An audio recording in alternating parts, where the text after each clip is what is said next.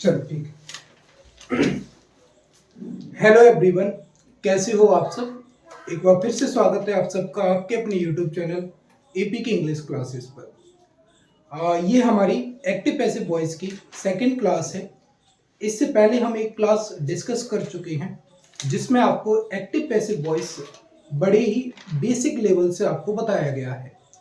और जो लोग आज पहली बार इस क्लास को देख रहे हैं उन लोगों को मैं यही चीज़ रिकमेंड करूंगा कि वो पहली क्लास को जाकर के ज़रूर देखें। आपको प्लेलिस्ट में जाकर के वो क्लास देख सकते हैं या इसी वीडियो के डिस्क्रिप्शन में आपके लिए वो लिंक मेंशन कर दिया जाएगा। उसी क्लास के बेसिस पर हमने ये कुछ एग्जाम्पल्स आप सबके लिए लिखे हैं कि जो हमने आपको कंटेंट पढ़ाया है क्या वो कंटेंट इन एग्जाम्पल्स पर अप्लाई होता भी है कि नहीं होता, कि वो हवाबाजी वाली बातें तो नहीं है।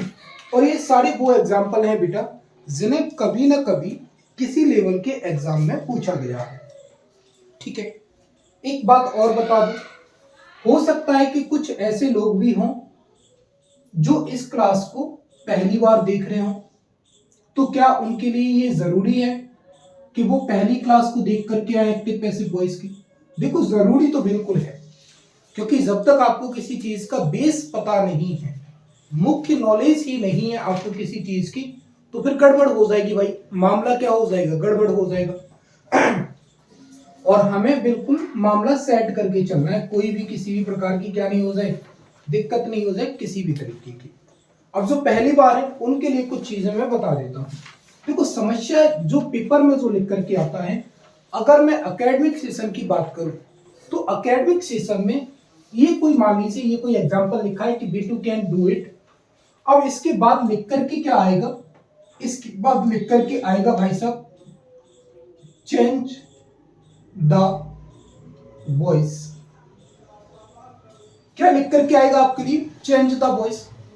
अब जब ऐसे लिख करके आएगा चेंज द वॉइस तो हमारे लिए दिक्कतें बढ़ जाती है। इसका मतलब क्या हुआ कि ना तो उसने ये लिख करके कहा कि चेंज इनटू पैसिव वॉइस और ना उसने ये कहा कि चेंज इनटू एक्टिव वॉइस। अब दिक्कत ये है कि खुद को पहले पहचान करनी है कि एक्टिव वॉइस में है तो किस में बनाओ? पैसिव वॉइस में। और पैसिव वॉइस में है तो किस में बनाओ? एक्टिव वॉइस में। हमने जो पढ़ा है, हमने सिर्फ इतना पढ़ा है कि एक्टिव से पैसिव कैसे बदले, लेकिन पैसिव से एक्टिव भी तो आना चाहिए, क्योंकि ग्रामर में कभी भी ऐसा लिख करके नहीं आता कि एक्टिव से ही पैसिव पूछा जाएगा, पैसिव से भी एक्टिव पूछा जाता है। ये तो वही वाली बात हो जाएगी कि फ्लिप जो होती है, आप क्या खा रहे हो? बैक फ्लिप लगा रहे हो और फ्रंट फ्लिप नहीं आती तो फिर गड़बड़ है। आप बैक फ्लिप कब तक लगाते जाओगे? तो दोनों फ्लिप आनी चाहिए। अगर आप बैक फ्लिप लगा लेते हो तो आपको फ्रंट फ्लिप भी आना चाहिए, तभी आप असली क्या हो? कलाबाज हो, असली स्टंटर आपको तभी बोला जाएगा। अब दिक्कत ये है कि पहचाने कैसे? पहचान करना बहुत जरूरी है। जो मेरा अब तक का ऑब्जर्वेशन रहा है उसके बेसिस पर मैं आपको इतना बता सकता हूं कि हम ये कैसे श्योर करें कि दिया गया सेंटेंस एक्टिव वॉइस का है कि पैसिव वॉइस का है। या तो आप पहली क्लास देख लें, नहीं तो फिर कुछ ट्रिक्स के जरिए ऑब्जर्वेशन के बेसिस पर हम काम करते हैं कि आपके जो सेंटेंस की जो मेन वर्ब है, वर्ब का मतलब समझेंगे मेन वर्ब, कि गिवन सेंटेंस की जो मेन वर्ब जो है, अगर वो मेन वर्ब आपके सेंटेंस में दी गई हेल्पिंग वर्ब के अकॉर्डिंग है। क्या बात समझेंगे? अगर आपका कोई भी सेंटेंस लिखा है और उस सेंटेंस में जो मेन वर्ब जो यूज की गई है, उस मेन वर्ब, अगर वो मेन वर्ब आपके सेंटेंस में यूज की गई हेल्पिंग वर्ब के अकॉर्डिंग ही है, तो आपका गिवन सेंटेंस कैसा है? एक्टिव वॉइस है। कैसा है? Active voice. और जब मैं यही बात ये कह दूं कि आपके सेंटेंस की जो मेन वर्ब जो है उस सेंटेंस में यूज की गई हेल्पिंग वर्ब के अकॉर्डिंग नहीं है, क्या कहता हूं मैं? जब आपके सेंटेंस की जो मेन वर्ब जो है आपके सेंटेंस में यूज की गई हेल्पिंग वर्ब के अकॉर्डिंग नहीं है, तो फिर वो कैसा होता है? पैसिव वॉइस होता है। ये मेरा अभी तक का ऑब्जर्वेशन है। हेल्पिंग वर्ब के अकॉर्डिंग ना होकर के वो वर्ब किस में होगा, थर्ड फॉर्म में। लेकिन ये तो बात तब आती है ना जब किसी को ये समझ में आएगा कि फर्स्ट फॉर्म क्या होता है, सेकंड फॉर्म क्या होता है। मैं तो उन लोगों के नजरिए से भी बात कर रहा हूं जिनको ये तक समझ में नहीं आता कि फर्स्ट फॉर्म क्या होता है, सेकंड फॉर्म क्या होता है। तो हेल्पिंग वर्ब के अकॉर्डिंग, सॉरी, हेल्पिंग वर्ब के अकॉर्डिंग अगर मेन वर्ब दिया है तो ही वो एक्टिव वॉइस है, और हेल्पिंग वर्ब के अकॉर्डिंग अगर मेन वर्ब नहीं दिया तो अभी की ऑब्जर्वेशन के अकॉर्डिंग वो कैसा सेंटेंस होता है, पैसिव वॉइस होता है। यहां तक का मामला सेट है। एक और चीज समझे, आपका जो भी एक्टिव वॉइस जो होता है ना, एक्टिव वॉइस, एक्टिव वॉइस में हेल्पिंग वर्ब, एक्टिव वॉइस में हेल्पिंग वर्ब हो भी सकती है और नहीं भी हो सकती। एक्टिव वॉइस का जो सेंटेंस जो होगा उसमें हेल्पिंग वर्ब हो भी सकती है और नहीं भी हो सकती, क्योंकि हमारे दो टेंस ऐसे टेंस होते हैं जिनमें हेल्पिंग वर्ब का यूज नहीं होता, प्रेजेंट इंडेफिनिट का अफर्मेटिव और पास्ट इंडेफिनिट का अफर्मेटिव। बात बराबर समझ में आई। तो दो टेंस ऐसे होते हैं जिनमें हेल्पिंग वर्ब का यूज नहीं होता, इसीलिए एक्टिव वॉइस ऐसा टेंस होता है जिसमें हेल्पिंग वर्ब हो भी सकता है और हेल्पिंग वर्ब नहीं भी हो सकता। लेकिन मैं अगर बात करूं पैसिव वॉइस की, किसकी बात करूं, पैसिव वॉइस की, तो पैसिव वॉइस में हेल्पिंग वर्ब होता ही होता है। आप बिना हेल्पिंग वर्ब का आपको एक्टिव वॉइस मिल जाएगा, लेकिन बिना हेल्पिंग वर्ब का आपको कोई भी पैसिव वॉइस देखने को नहीं मिलेगा। इसका मतलब क्या, सिंपल सी बात समझ में आई कि अगर कोई सेंटेंस ऐसा लिखा हुआ है जिसमें कोई हेल्पिंग वर्ब ही नहीं, क्या नहीं, उसमें कोई हेल्पिंग वर्ब ही नहीं है, तो फिर दिमाग लगाने की जरूरत नहीं है, वो सेंटेंस सीधा सीधा किसका है, एक्टिव वॉइस का है। मेरी बात बराबर समझ में आई, मामला सेट। अब देखो डिड है, डिड के अकॉर्डिंग क्या होना चाहिए, V1, डिड के अकॉर्डिंग क्या होना चाहिए, V1। मेन वर्ब क्या है, हेल्प, V1 में है। जब हेल्पिंग वर्ब के अकॉर्डिंग होता है तो वो टेंस कैसा होता है, एक्टिव वॉइस का होता है। कैसा होता है, एक्टिव वॉइस का। फिर समझो V2 कैन, कैन क्या हुआ, मॉडल वर्ब, मॉडल वर्ब के साथ मेन वर्ब क्या लगता है, V1, टेंस कैसा है, एक्टिव वॉइस का। इधर पूरा सेंटेंस जब आप रीड करोगे, Rahul saw an old car, क्या दे रहा है, V2 दे रहा है, कोई भी हेल्पिंग वर्ब नहीं है, कोई हेल्पिंग वर्ब नहीं है तो दिमाग लगाने की जरूरत ही नहीं है। सेंटेंस किसका है, एक्टिव वॉइस का। इसका मतलब पहले पहचान आनी चाहिए, जब तक पहचान नहीं आएगी तो फिर गड़बड़ हो जाएगी। अगर आप बिना पहचान के कूद जाओगे तो फिर दिक्कत होती है ना मामला। जैसे कभी कभी आज की जो जनरेशन जो है ना, वैसे ही झगड़ा कर जाती है बेमतलब के। मान लो कोई भी आप सेटिंग बैटिंग की जुगाड़ में कहीं लगे हुए हो, आपने सामने वाली पार्टी को जज ही नहीं किया कि सामने वाली जो पार्टी जो है ना अपनी हैसियत से बाहर है, आप किसी के पीछे पड़ गए, वैसे तुक्के में पड़ गए, भाई इसी से अब तो सेटिंग करनी है। अब सेटिंग में तुमने जज तो नहीं किया कि तुम एक हो और उसके भाई भाई हैं 4-5 लोग, और जब वो कूटेंगे तुम्हें तो वो बेहिसाब तरीके से कूटेंगे तुम्हें।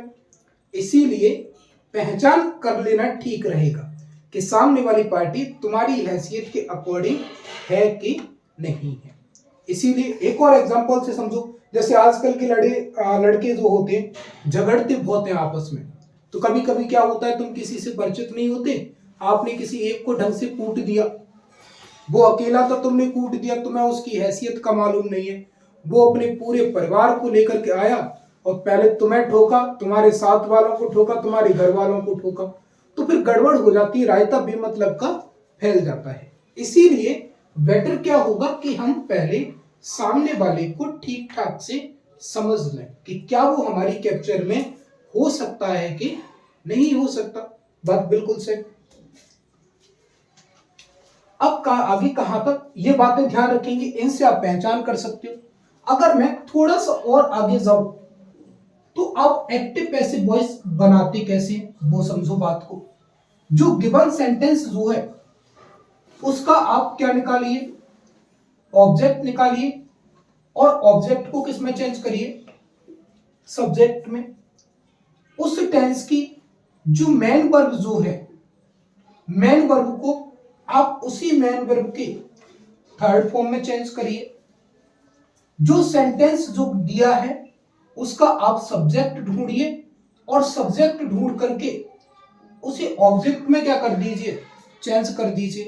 तुक्के लगाने की जब बात होती है तो हम बोल देते हैं बाई के साथ लिख दीजिए, लेकिन ये बेवकूफी वाली बातें होंगी। अगर सही नियम से पढ़ोगे तो हर बार बाई का यूज नहीं होता। सही कहना ये होगा कि उस ऑब्जेक्ट को हम किसके साथ लिखते हैं, प्रीपोजिशन के साथ लिखते हैं। प्रीपोजिशन इन का भी यूज होता है, विथ का भी होता है, एट का भी होता है, विथ का होता है, बाई का होता है, कई सारे प्रीपोजिशन, टू का भी होता है। तो वो डिपेंड करता है कि आपका ऑब्जेक्ट या आपकी मेन वर्ब किस टाइप से क्या करती है, बिहेव करती है। अगर मैं एक जनरल सेंटेंस की बात करूं तो जनरल सेंटेंस में, पैसिव वॉइस के जनरल सेंटेंस के लिए हमें चार चीजें चाहिए। हमें सब्जेक्ट चाहिए, हमें हेल्पिंग वर्ब चाहिए, हमें मेन वर्ब चाहिए, और हमें क्या चाहिए, ऑब्जेक्ट चाहिए। हमने सब्जेक्ट कहां से बनाया भाई साहब, ऑब्जेक्ट से, तो हमारा सब्जेक्ट तैयार हो गया। हमने मेन वर्ब कहां से बनाई, मेन वर्ब को ही किसमें चेंज करके, थर्ड फॉर्म में चेंज करके। और हमने ऑब्जेक्ट कहां से बनाया, सब्जेक्ट को किसमें चेंज करके, ऑब्जेक्ट में चेंज करके। तीन बातें हमारी हो गई, लेकिन अभी गड़बड़ कौन कर रहे हैं, ये वाले भाई साहब जो अभी क्या कर रहे हैं, गड़बड़ कर रहे हैं। तो इनका सॉल्यूशन क्या निकाल सकते हैं हम, हेल्पिंग वर्ब कैसे निकालते हैं। अगर कोई टेंस किस में दे रहा है, इंडेफिनिट में दे रहा है, किस में दे रहा है, इंडेफिनिट में। अब इंडेफिनिट तो प्रेजेंट का भी होता है, पास्ट का भी होता है, और फ्यूचर का भी हो सकता है। तो गिवन टेंस किसी का भी इंडेफिनिट जब आपको दिया हो तो पैसिव वॉइस बनाते टाइम आप उसी के कॉन्टिन्यूअस की हेल्पिंग वर्ब क्या करेंगे, यूज करेंगे।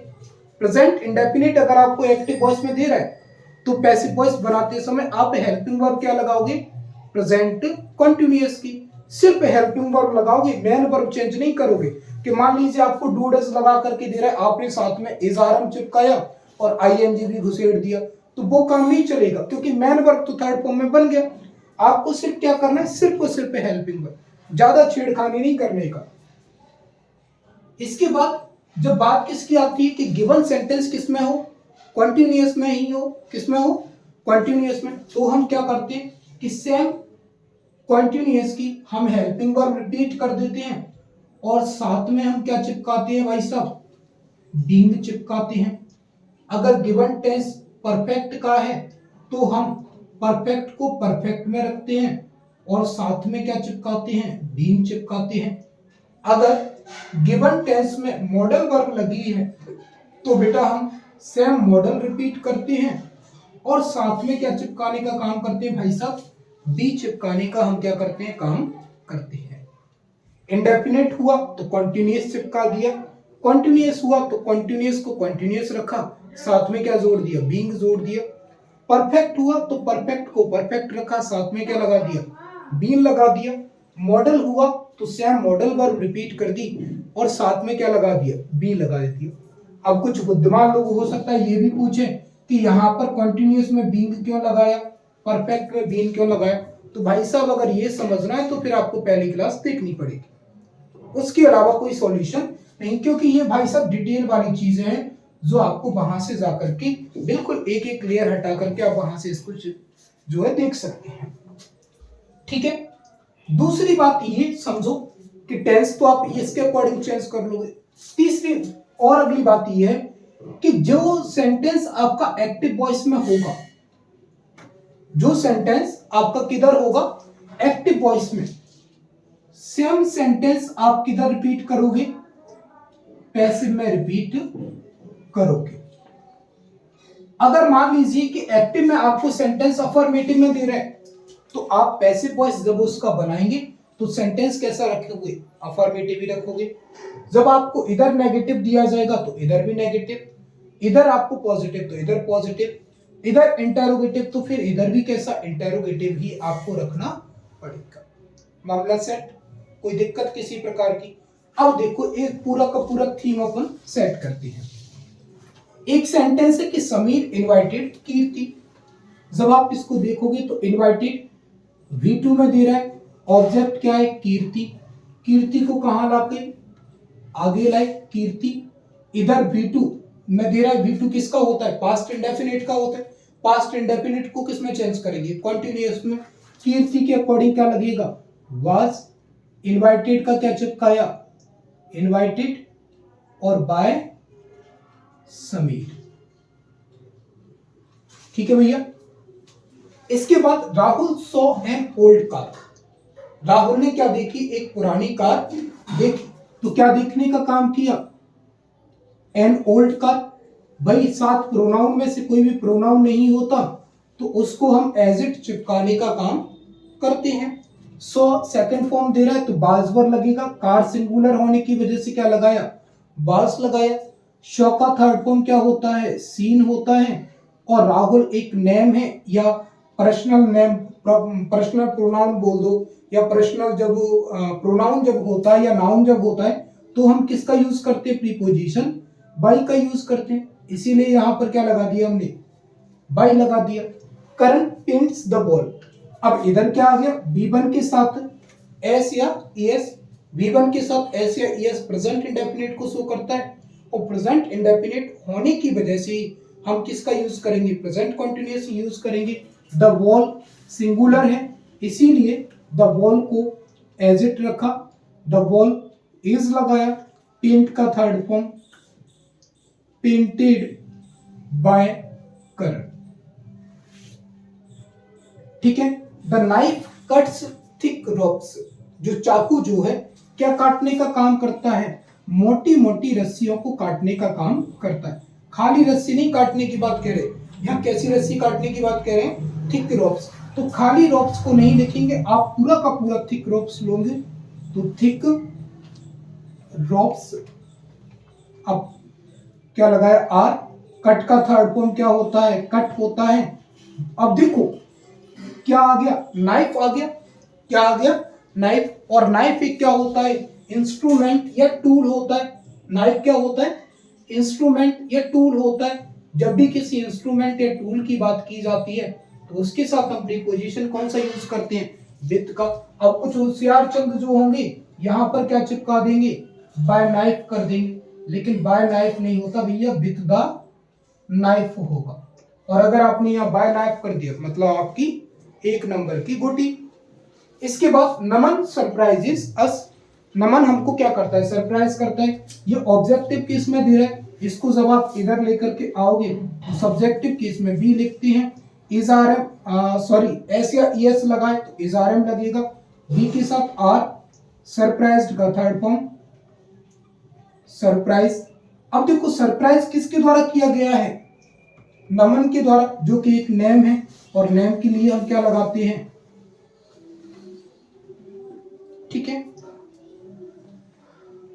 जैसे अगर चलो ठीक है, the box contains my shoes, इस डब्बे में मेरे क्या रखी है शूज रखे हैं, तो माई शूज का माई शूज प्लूरल होने की वजह से आर, कंटेन का थर्ड फॉर्म कंटेंट। अब देखो डब्बा के द्वारा रखी जाती हैं या डब्बे में रखी जाती हैं, कहाँ रखी जाती है भाई डब्बे में। और जब कोई चीज सराउंडिंग में आती है किसी मीडियम या माध्यम की बात करते हैं हम, तो फिर यूज किसका करते हैं इनका यूज करते हैं। सपोज करें ये कोई डब्बा है ठीक है, और इस डब्बे के अंदर ये आपने शूज रख दी, तो ये इस सराउंड के कहाँ चला गया अंदर चला गया, मीडियम के अंदर चला गया। और जब कोई चीज किसी मीडियम के अंदर चली जाती है तो फिर हम ना बाई का यूज ना विद का यूज, फिर हम लल्लू राम इनका यूज करते हैं, और साथ में क्या चिपका दोगे आप द माहौल सेट। ठीक है। अब देखो बेटू कैन डू इट, ऑब्जेक्ट यहां पर क्या है इट, इट चिपका दिया। अब कैन मॉडल वर्ब है तो मॉडल वर्ब भाई साहब आप चेंज नहीं कर सकते, आपको एज इट रखना पड़ेगा। फिर क्या लगा दिया भैया डी लगा दिया मॉडल वर्ब होने की वजह से। डू का थर्ड फॉर्म क्या लगा दिया भैया डल लगा दिया, और बेटू किसी का नाम है इसीलिए बाय के साथ क्या लगा दिया भैया बेटू did not help them. Object क्या है भाई साहब? देम। देम का जब सब्जेक्ट आपने बनाया तो क्या बनेगा भाई साहब? दे। जब डिड जब होता है तो क्या लगाते हैं? वाज वर लगाते हैं, तो दे के साथ क्या लगाएगा? वर। नॉट का नॉट। हेल्प का थर्ड फॉर्म क्या होता है? हेल्प्ड। अब किसके द्वारा? बेटू के द्वारा। नेम है किसी व्यक्ति का, इसीलिए क्या लगा दिया? बाय बेटू। निक मैरिड एनिक। भाई निक तो वो थे प्रियंका चोपड़ा वाले, वही था, वही है निक प्रियंका चोपड़ा वाला। तो फिर यहाँ चलो बना रहने दो कि प्रियंका चोपड़ी चिपका दे, फिर प्रियंका चोपड़ा कर दे। चलो इसी को मान लो, इसी में दिख जाएगी तुम्हें प्रियंका चोपड़ा। अगर तुम प्यार से इस वर्ड में देखोगे ना तो इसमें तुम्हें कौन नजर आएगी? प्रियंका चोपड़ा नजर आएगी। आ रही नजर? मुझे तो साफ साफ दिख रही भाई साहब। चलो, तो निक मैरिड एनिक। निक ने किससे शादी की? एनिक से शादी की। तो एनिक क्या है? ऑब्जेक्ट। ऑब्जेक्ट का यहां पर भाई साहब क्या बनाएंगे? सब्जेक्ट।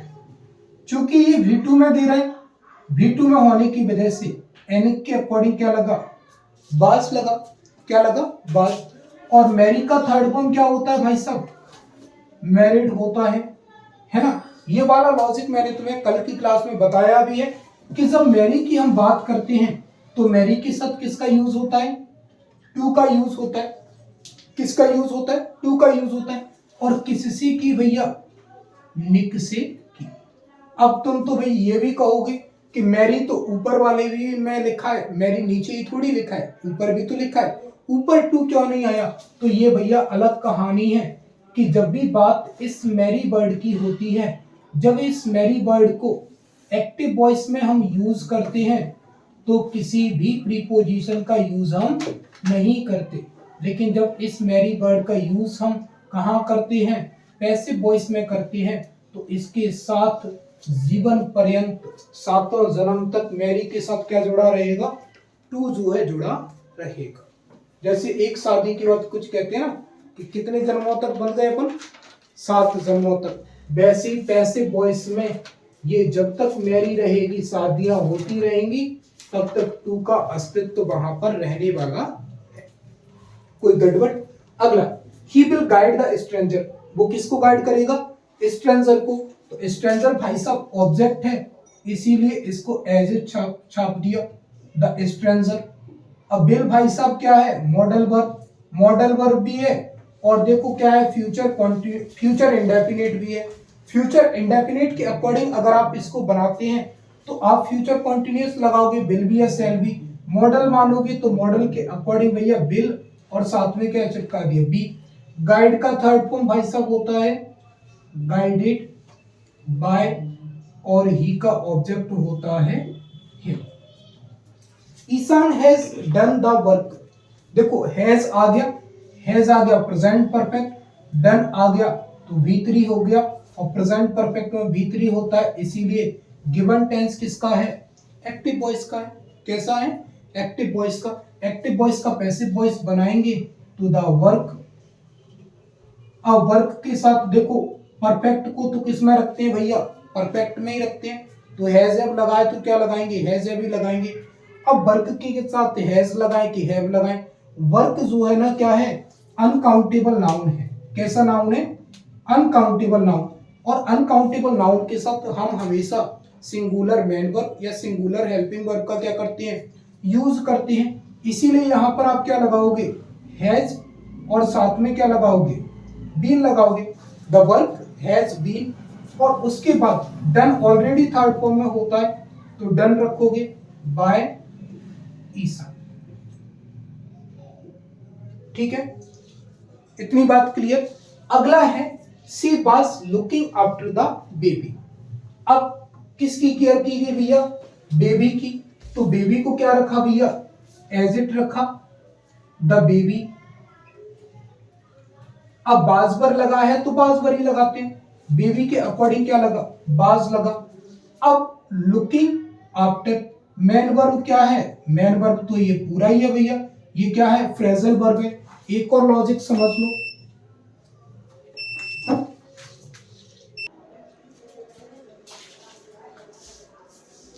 सॉरी माफी चाहेंगे, वो थोड़ा सा लाइट का इशू था तो दिक्कत थी। खैर दोबारा से स्टार्ट करते हैं। सेंटेंस था हमारा she was looking after the baby. वो बच्चे का क्या क्या कर रही थी, ख्याल रख रही थी। देखो यहाँ पर आपको एक चीज देखने को मिलेगी कि लुक क्या है, मैन वर्ब, और उसके बाद एक वर्ड लगा है आफ्टर, जो कि क्या होता है, प्रीपोजिशन होता है। ध्यान से समझना इस बात को कि जब आपके साथ ऐसा हो कि कोई वर्ब हो और उस वर्ब के साथ क्या लगा है, प्रीपोजिशन, तो असल में वो क्या होती है, फ्रेजल वर्ब होती है। क्या होती है, फ्रेजल वर्ब। और इस फ्रेजल वर्ब को चाहे हम एक्टिव वॉइस में रखें चाहे हम पैसिव वॉइस में रखें, इस जो प्रीपोजिशन लगा होता है उसमें कोई चेंज नहीं आता। आपको जो भी चेंज करना है ये आगे लिखी हुई वर्ब में आप जो भी करना है, जो आपको डिस्टरबेंस करना है, जो आपको चेंज करना है, वो सारा का सारा इस वर्ब में होगा। तो अगर मैं इस सेंटेंस का पैसिव वॉइस बनाने की कोशिश करता हूं तो ऑब्जेक्ट क्या लिखा है, द बेबी। तो द बेबी का क्या हो गया, द बेबी। सिंगुलर होने की वजह से बाज का बाज रख दिया, द बेबी बाज बीइंग लगा दिया। अब मैन वर्ब क्या है भाई साहब, लुकिंग।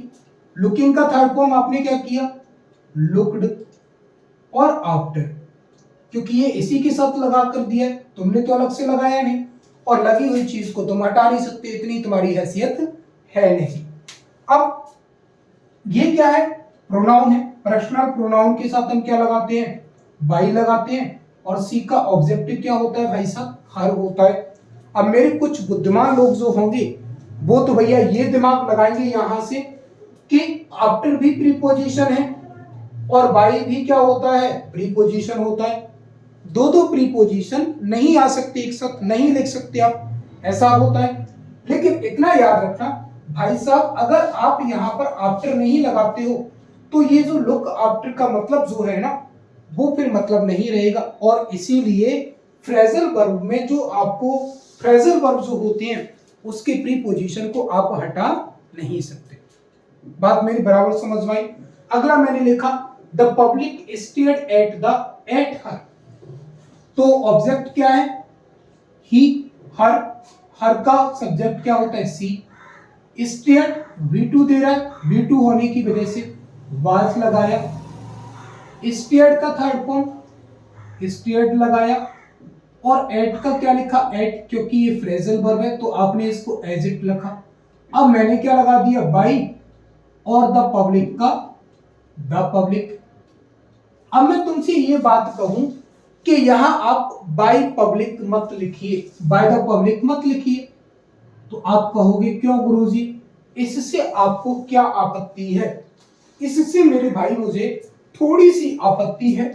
थोड़ी सी आपत्ति यह है कि मैं अब आपको 3P से मिलाने वाला हूं। किससे मिलाने वाला हूं, 3P। 3P का मतलब 3 पत्नियां, मत समझ लेना। 3P का मतलब 3 पत्नियां नहीं, 3P का मतलब क्या समझेंगे, एक P का मतलब होगा पीपल, एक P का मतलब होगा पुलिस, और एक P का मतलब होता है पब्लिक। याद रखें मेरे भाई, जब भी हम इनको कहां रखें, ऑब्जेक्टिव के रूप में रखें। किधर रखें, ऑब्जेक्ट के रूप में, तो हम इनको लिखना फिजूल समझते हैं। मतलब पीपल, पब्लिक, पुलिस, इनको हम ऑब्जेक्ट नहीं बनाते नियम से। लेकिन अगर कोई जिद पकड़ जाए, वो कल 2 बीवियों वाली बात कि नहीं मैं तो 2 ही बीवी रखूंगा चाहे समाज माने कि नहीं माने, तो फिर आप यहां बाय द पब्लिक लिख सकते हो, लेकिन नियम से नहीं लिखा जाना चाहिए। ऐसे ही अगला सेंटेंस है the police arrested the thief. Police ने किसको पकड़ा, थीफ को पकड़ा। तो मैंने थीफ का क्या चिपकाया भाई साहब, द थीफ। V2 होने की वजह से बाज लगाया। अरेस्टेड का थर्ड फॉर्म क्या लिखा मैंने, अरेस्टेड लिखा, और फिर मैंने क्या लिखा, बाय द पुलिस। अब आप ये बताओ, क्या यहां पर बाय द पुलिस लिखना उचित है, क्या यहां पर बाय द पुलिस लिखना उचित है? मेरे अकॉर्डिंग नहीं, क्योंकि मैंने आपको अभी जस्ट 3P की कहानी बताई है, पब्लिक, पुलिस और पीपल। इनको हम ऑब्जेक्टिव केस में लिखना पसंद नहीं करते। ये साले हैं ही गंदे। पब्लिक, पुलिस, पब्लिक के हत्थे चढ़ जाओ तो तुम्हें 2 मिनट में नंगा कर दे, इतना कूटे। पुलिस के हत्थे में चढ़ जाना, और लोग तो भाई कुछ तो लोग कहेंगे, लोगों का काम है कहना। छोड़ो, क्या छोड़ो, क्या छुड़वा रहे मेरे भाई तू? चल, इतना समझ में आया। अब मैं आपको कुछ और जगह ले जाने का काम करता हूं। और अब ये जो दुनिया है ना, अब मैं आपको एक ऐसी जगह ले जा रहा हूं जहां सिर्फ वही लोग जा सकते हैं जो मोहब्बत करने वाली है। जो सिर्फ मोहब्बत कर सकते हैं ना, सिर्फ वही लोग इस जगह पर जा सकते हैं। और ये है हमारा और आपका दिल, है ना? है बड़ी जल्दी पड़ी गुरु जी, बता दो कौन सी जगह मिलते हैं, हम भी चले जाए भाई। ठटरी बार गए हम तुम्हारी, सॉरी टू से। चल कोई बात नहीं भाई मेरे। अरे भाई कितना ताकत लगाना पड़ रहा है रे बाबा। कल का एक किस्सा सुनाता हूं मैं पहले तुम्हें, सुनो। कल मेरे साथ क्या हुआ, कल मैं ऐसे ही एक क्लास ले रहा था, यही मान लीजिए। और आज अब वो शादियों का सीजन चल रहा है, इस टाइम पे शादियों का सीजन चल रहा है, तो तुम तो समझते हो जिसके यहाँ शादी है वो तो कुछ गीत गाने बजाएगा ही बजाएगा। तो उसके गीत गानों से मुझे क्या इंप्रेस होना। लेकिन कल ऐसे मेरे साथ घटना घटित हो गई भाई साहब। सामने भाई साहब एक शादी है हमारे आसपास, या कल मैं जहां था वहां एक शादी थी। और शादी को देख करके भाई साहब, तो वहां पर कोई फंक्शन था। फंक्शन में भाई साहब वहां एक सॉन्ग बज रहा था, और उस सॉन्ग को सुनकर के मैं पता नहीं कौन सी दुनिया में चला गया। सॉन्ग क्या था? दामाद जी अंगना में पधारो। ये सॉन्ग को सुनकर के पता नहीं कौन से ठाकुर जी मालिक हैं, बालाजी मालिक हैं, मैं कौन सी दुनिया में चला गया। मैं पता नहीं क्या सोच रहा था। मैं सोच रहा था भाई साहब कि इस दामाद जी की आदत बुरे दिन, क्योंकि समझते भाई साहब तुम शादी के बाद क्या दिक्कतें होने वाली हैं। अलग ही दुनिया में आदमी को चले जाना है। बल अगर मैं वर्ब की बात करूं ना बेटा,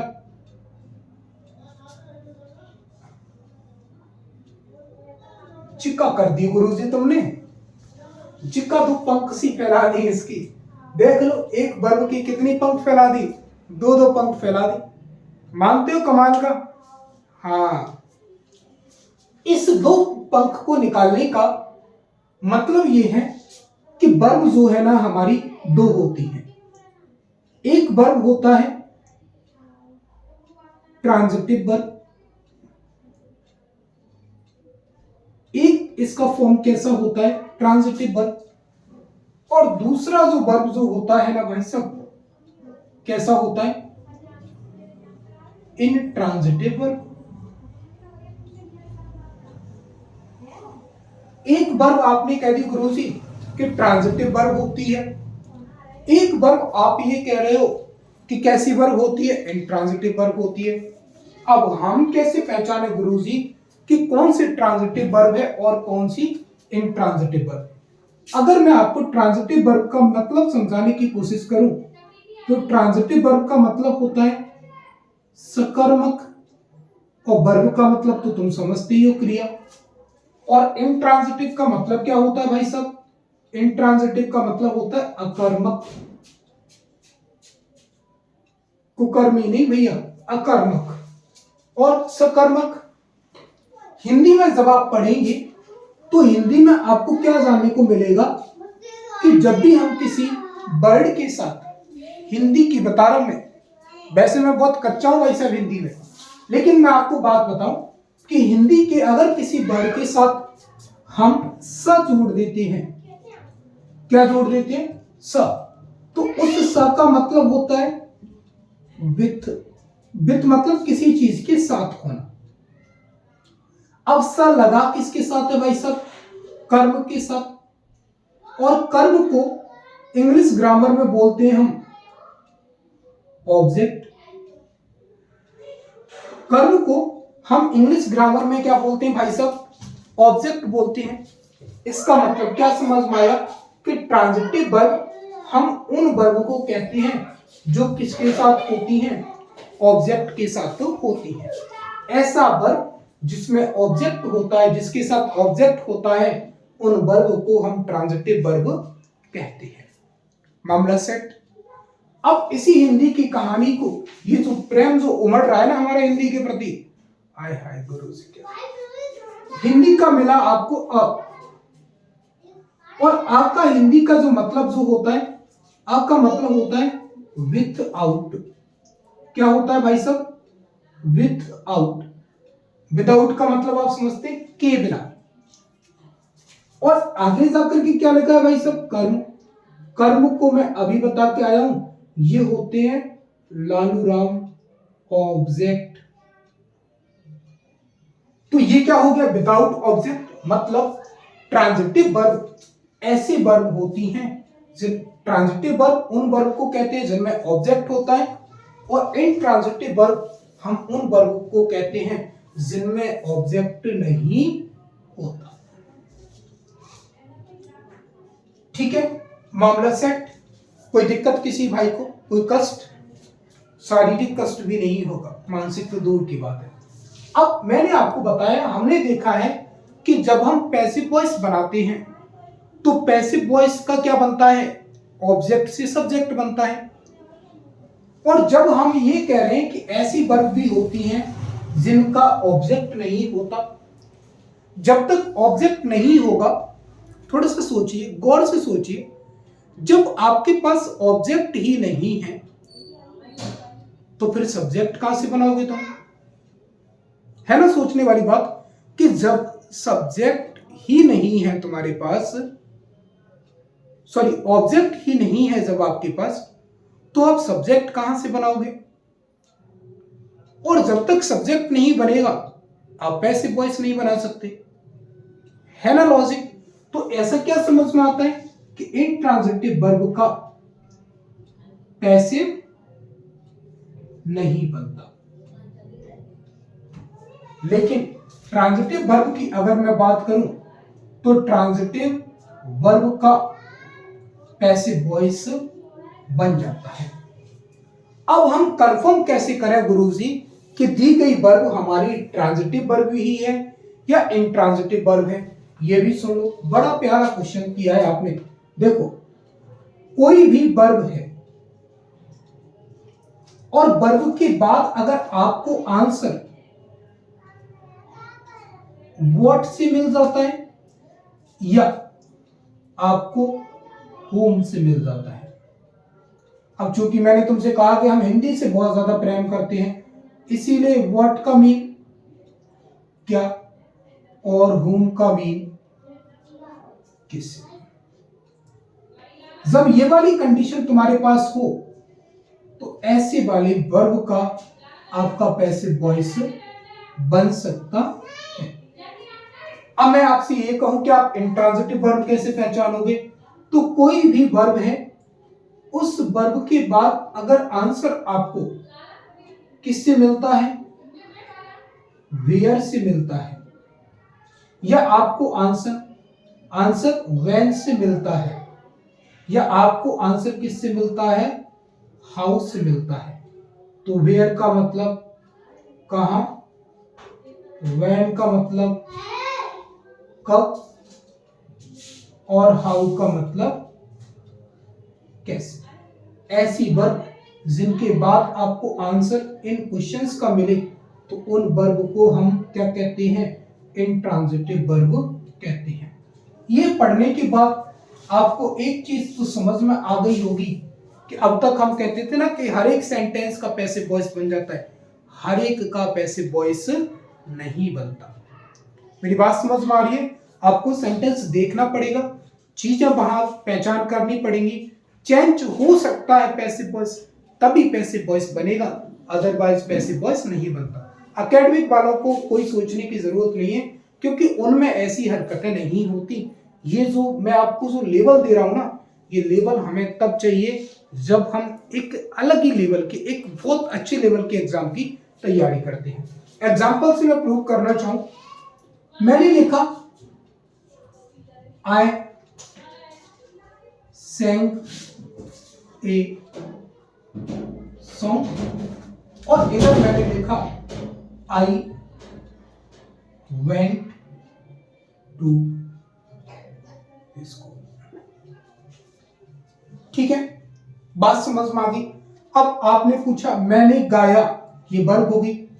मैंने पूछा व्हाट, आपने आंसर क्या दे दिया, ए सॉन्ग। इसका आंसर किससे मिला आपको, व्हाट से। व्हाट से मिलने वाली वर्ब को हम क्या कहते हैं, ट्रांजिटिव वर्ब। मैंने कहा आई वेंट, मैं गया, ये वर्ब हो गई। तुमने कहा वेयर, कहां गया, तो तुमने क्या जवाब दिया, टू स्कूल। इसका आंसर हमें क्या मिला, वेयर से मिला। इसीलिए ऐसी वर्ब को हम क्या कहते हैं, इंट्रांजिटिव वर्ब कहते हैं, और इन वर्ब को हम क्या कहते हैं, ट्रांजिटिव वर्ब। तो ट्रांजिटिव वर्ब वाला हमारा पैसिव वॉइस हो सकता है, लेकिन इंट्रांजिटिव वर्ब वाला हमारा कभी भी पैसिव वॉइस नहीं हो सकता। अगर मैं इसका पैसिव वॉइस बनाने की कोशिश करूं तो इसका पैसिव वॉइस क्या बन जाएगा, a song was sung by me. लेकिन इसका पैसिव वॉइस नहीं बन सकता। अब कुछ चतुर चालाक होंगे तो ये भी दिमाग लगाएंगे, to school was gone by me. भाई साहब ऐसे कोई भी नहीं बनता, ये गलत माना जाता है। ठीक है, तो ये पैसिव वॉइस ऐसे नहीं हो सकता। बताओ कुछ सीखा भाई साहब नया, मजा आया, एकदम माहौल सा बना, कुछ लगा कि गुरुजी कुछ हरकत हो रही है कुछ हरकत। देखो ये वाली वर्ब कैसी वर्ब थी हमारी, एक्शन वर्ब थी। कैसी वर्ब थी, एक्शन वर्ब। तो जो एक्शन वर्ब जो होती है वो इस तरीके से दो कैटेगरी में क्या हो जाती है, डिवाइडेड हो जाती है। अभी मैं आपको एक और वर्ब से मिलाने वाला हूं, अभी मैं आपको एक और वर्ब से मिलाने वाला हूं। एक और वर्ब से जब हम मिलते हैं, देखें एक और वर्ब में हमारी क्या हरकत होने वाली है। अब मैं आपको जिन वर्ब से मिला रहा हूं वो हमारी एक्शन वर्ब नहीं होती, इन्हें हम बोलते हैं non action verb. Non action verb दो होती हैं हमारे भाई साहब, एक तो होती हैं स्टैटिक वर्ब्स। कौन सी होती हैं, स्टैटिक वर्ब्स, जब ये मेन वर्ब की तरह बिहेव करें। और दूसरी हमारी होती है भाई साहब पजेसिव वर्ब्स। कौन सी वर्ब होती है, दूसरी हमारी पजेसिव वर्ब्स। आपका क्या बताती है भाई साहब, ये पोजीशन बताने का क्या करती है, काम करती है। Static verbs is, are, comma नहीं, सॉरी ऑब्लिक नहीं, कॉमा, इज लगाओ, आर लगाओ, एम लगाओ, वाज लगाओ, वर लगाओ। हेल्पिंग वर्ब की तरह यूज नहीं करना भाई साहब, इनको मैन वर्ब की तरह यूज होना चाहिए। इज लगाओ, आर लगाओ, है ना, वर लगाओ, हैज लगाओ, हैव लगाओ, हैड लगाओ, है ना। ऐसे कुछ वर्ब आप जो है लगा सकते हैं। बीइंग लगाओ आप, सीम लगाओ, अपीयर लगाओ। ऐसे कई सारी वर्ड्स हैं जो आप लगा सकते हैं जिनमें कोई एक्शन नहीं होता। एक्शन हम उन्हीं को मानते हैं जिनमें हाथ पैर का, मुंह का वो यूज होता है, इनमें किसी का यूज नहीं होता। पोजीशन हैज, आपके पास कोई चीज है, कौन सा काम कर दिया तो आपने। पॉजिटिव की बात करूं, कोई चीज बिलोंग करती है ना, आउन करना किसी चीज को, ठीक है। कोई चीज है रखना आपके पास है, पॉजिटिव।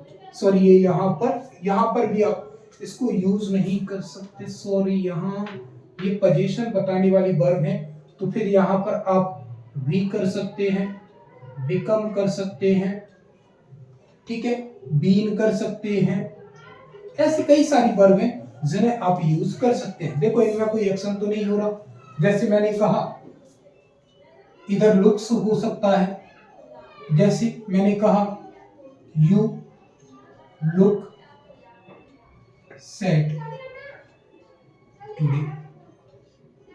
तो भाई लुक जो है ना यहाँ पर कैसी वर्ब है, नॉन एक्शन वर्ब है। कैसी वर्ब है, नॉन एक्शन। और नॉन एक्शन में भी कौन सी, स्टेटिव वर्ब, इसीलिए इसका पैसिव वॉइस आप नहीं बना सकते। ठीक है, कोई दिक्कत मेरे किसी भाई को, किसी भी टाइप की कोई बताई कोई दिक्कत? तो मुझे लगता है कि आज थोड़ी सी क्लास हमें यहीं रोक देनी चाहिए, काफी हो गया है आज के लिए। यहाँ तक आपको ठीक से रिवाइज करना है और हमारे साथ आगे आपको जुड़े रहना है, ताकि आप अपनी ग्रामर को एक अलग लेवल पर ले जा सकें। और देखो कोई कॉस्ट नहीं लिया जा रहा आपसे, किसी भी प्रकार का कुछ नहीं लिया जा रहा। तो भाई थोड़ा सा तो आप भी अपनी तरफ से अपना प्यार जो है हमें हमारे प्रति जता सकते हैं। थैंक यू सो मच हमसे जुड़ने के लिए। Thank you so much. जय हिंद, जय भारत।